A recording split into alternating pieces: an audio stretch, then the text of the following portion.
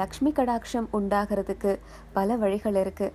அதனோட கண்டினியூவேஷனை தான் இப்போ நாம் பார்க்க போகிறோம். விளக்கு ஏற்றின பிறகு பால், தயிர், ஊசி இந்த மாதிரி பொருட்களை பிறருக்கு கொடுக்கக்கூடாது. விருந்தினர் போன பின்னாடி வீட்டை கழுவி சுத்தப்படுத்தக்கூடாது. கோலம் போட்ட வீட்டில் திருமகள் தங்குவான்னு சொல்லுவாங்க. வீட்டு வாசலில் கோலமிடுறது அவ்வளவு அவசியம். ஃப்ளாட்களில் வசிக்கிறவங்க தங்களோட மெயின் ரோட் வாசலில் கோலம் போடலாம். துணிமணிகளை உடுத்திக்கிட்டே தைக்கக்கூடாது. உப்பை தரையில் சிந்தக்கூடாது. அரிசியை கழுவும் போதும் தரையில் சிந்தக்கூடாது. வாசல்படி, உரல், ஆட்டுக்கள், அம்மி இதிலெல்லாம் உட்காரக்கூடாது.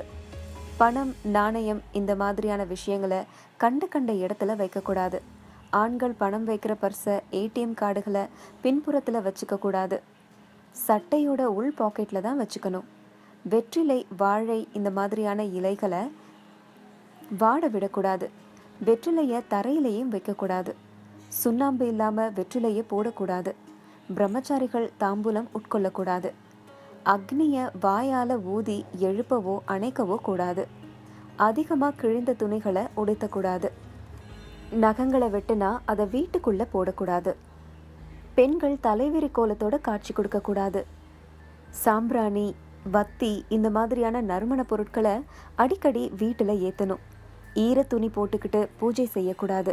பெண்கள் மூக்குத்தி, வளையல், மெட்டி இதெல்லாம் அணியாமல் இருக்கக்கூடாது. தங்கம் அப்படின்னு சொல்லப்படுற சொர்ணம் மகாலட்சுமியோட அம்சம் அப்படிங்கிறதால அதை இடுப்புக்கு கீழே பெண்கள் அணியக்கூடாது.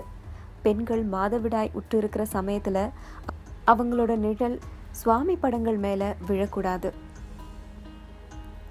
தைரியமா ஒருவன் தர்மம் செஞ்சா துணிவா லக்ஷ்மியும் அவனை